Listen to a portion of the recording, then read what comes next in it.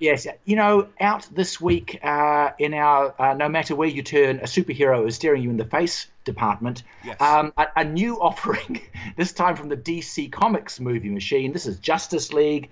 I should add, if you've been following us for a bit, you'll have picked up that I'm generally well disposed to the Marvel films and somewhat less so to the DC stable. Steve, I think you're quite even-handed in your criticism, aren't you?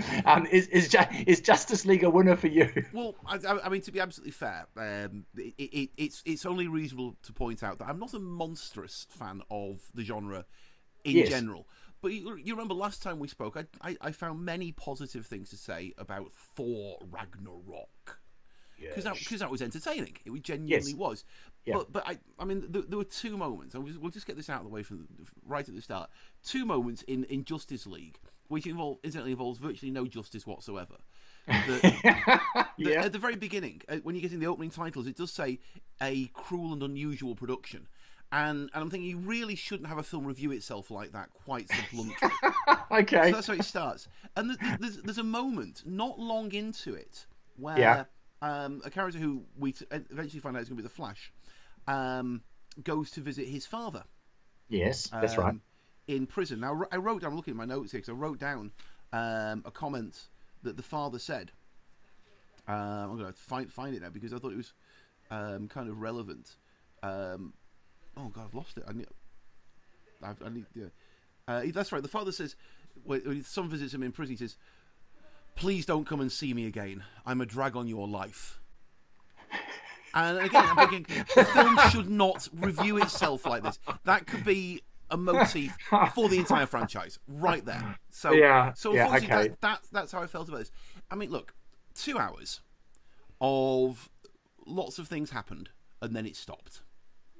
And, Yes. and I'm sorry, that's all I got out of it. Yeah. All right. Okay. I get what you're saying.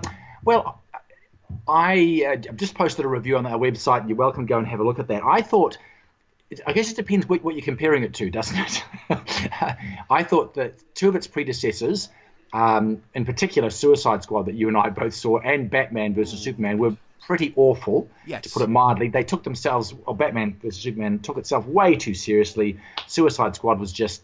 so I thought compared to those, I thought this was better than those, because I think there was an attempt, I use the word attempt, to foster some sort of self-deprecating humor. And you mentioned the character the Flash, played by Ezra Miller.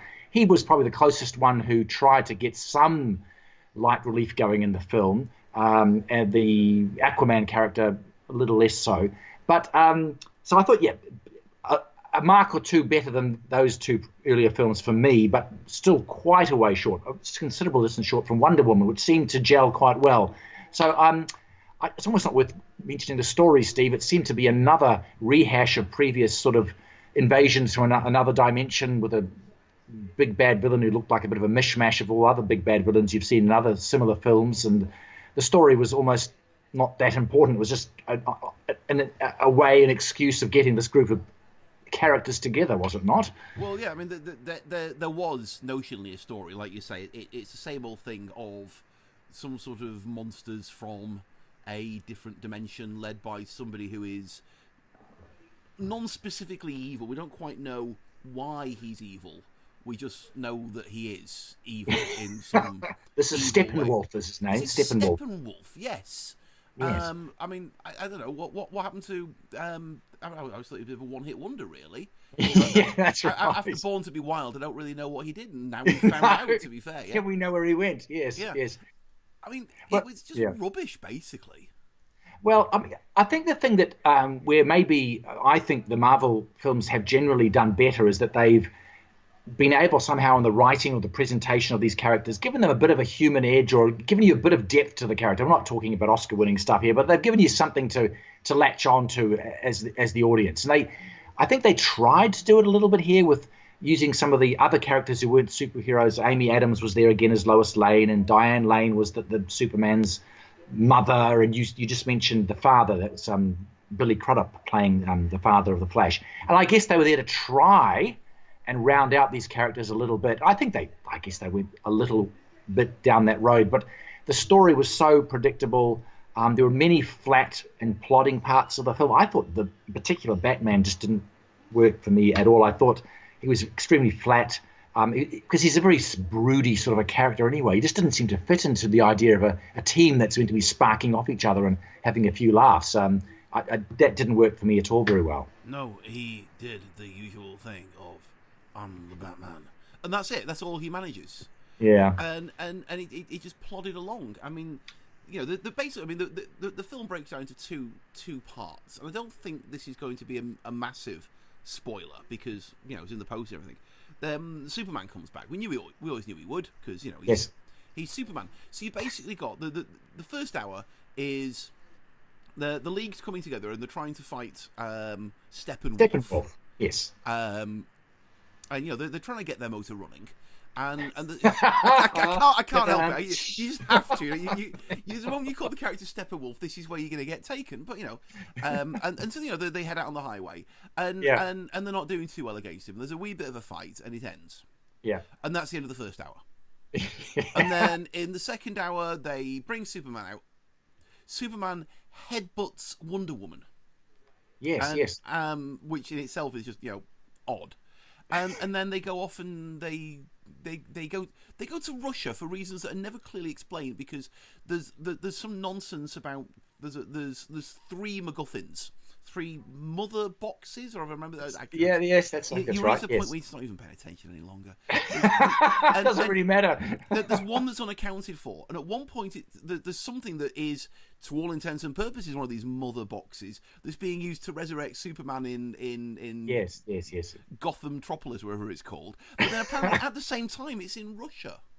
There are 3 of them, remember? Yeah, but they already accounted for, you see. Yeah. You see, if you and I can't be clear on the details here, then if they didn't take the trouble to make a good film, we can't take the trouble to give it a good review. I think. But here's an interesting thing. Just get too bogged down this, but I was looking at the credits of this afterwards, Steve. There's many executive producers. One of them was Christopher Nolan. He of the original Batman trilogy and many good films, and involved in the screenplay was Joss Whedon, an acclaimed writer and director who directed the first Avengers film, which was hugely successful. You kind of wondered in the end how much influence those guys had, because basically this was the same team that did the Batman vs Superman and the Suicide Squad. Yes, yeah.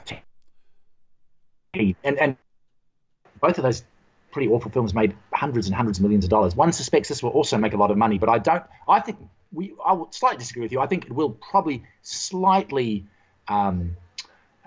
persuade some critics that they're making a move in the right direction. I thought it was just a very small step, but still not a great film in this genre by any means, I think. Well, it's worth mentioning the people responsible for this thing. Zack Snyder, as you say, was also the director of Suicide Squad. Apparently he's going to be the producer of Suicide Squad 2. Dear God, they're making another one. And so, as a result, if you remember, one of the things that made Suicide Squad, the original film, stand out was the lingering attention it paid to Margot Robbie's arse. To the extent it should have had its own line in the credits. Because that's what Zack Snyder does. Oh, there's a woman in the film, I'll just focus on her bottom. And the same was, it wasn't quite as bad this time round. Because, ensemble cast, and to be fair, Gal Gadot does, as is mentioned at one point, she is gorgeous and she has a very pleasant bottom. Again, an awful lot of lingering on it. Come on, Zach, you can do better than that, mate. Joss Whedon apparently was rolled in to do a rewrite, of up to a fifth of it, and you can always pick out the scenes that he must have written because they're the ones that have actually got a bit of. Well, a little bit of pizzazz, a little bit, yeah. Yeah, they sparkle a little bit because also the dialogue is lumpen and leaden and plodding. When Gal Gadot as Diana Prince has to do a little bit of exposition of what Steppenwolf's all about, it's ponderous. It's horrendous. Yeah. Well, so quite frankly, Christopher Nolan ought to know better. As for that matter, should Amy Adams. Yes, yeah. I mean, I thought, it's interesting. The odd little moments of genuine acting stand out, don't they? And I thought hers did. But yes. Yeah. Look, before we go any further, by the way, did you pick out the 3, count them, 3 Game of Thrones interactions. Well, there was one Game of Thrones actor, at least I remember seeing, who was one of the bad guys getting out of the car right at the beginning in that heist scene. Yes, indeed. Can't remember his name off the top of my head, but he was Michael McElhatton. Yes. Okay. Yep. I mean, even if you don't recognise the face, the voice is unmistakable as Ramsay Bolton. Yeah. Yes, that's right. The father of yes, that's right. Yes. That's one I picked up, but I didn't pick up the other two. Well, Aquaman. Oh, of course, he was Daenerys's husband for a while. Yeah, for a while, yeah. Khal Drogo. Drogo, yes, of course, yes. But then the third one that you might not have realised, yes, was Steppenwolf. I don't know how to pronounce his name. Is it Kieran? How do you say his name? I believe it would be Kieran, wouldn't it? Kieran Hines, yes. Who was Mance Rayder in Game of Thrones. Oh, the pervasive tentacles of Game of Thrones, eh? It's a phenomenon, isn't it? Really? Yes. Anyway, I think if you are a fan of this genre, you're probably going to see it anyway, and I think you'll think it's... I thought it was a minor step forward, but like you, Steve, if you're not particularly interested in this type of genre, I don't think this is going to make you change your mind in any way, shape, or form. It'll drive you further away, probably. Well, I mean, you know, if the best you can say about it is it's better than Suicide Squad. Yeah. I think it might be the best I can say. Yeah, I mean, seriously, Ebola is better than Suicide Squad. Oh. You're not setting the bar as high as you might there. I took my daughter to see it, and she is a fan. She usually likes this kind of stuff. Right. And I mean, she absolutely loved Wonder Woman. Right. I think she saw it on 2 consecutive nights. She absolutely adored Wonder Woman. Yeah. And she came out and said, "Yeah, really not very good at all." I mean, Gal Gadot is far and away the best thing in it, obviously. Yeah, she carries on where she left, and I'm sure they were hoping that there's some sort of momentum from that film was going to do good things for this.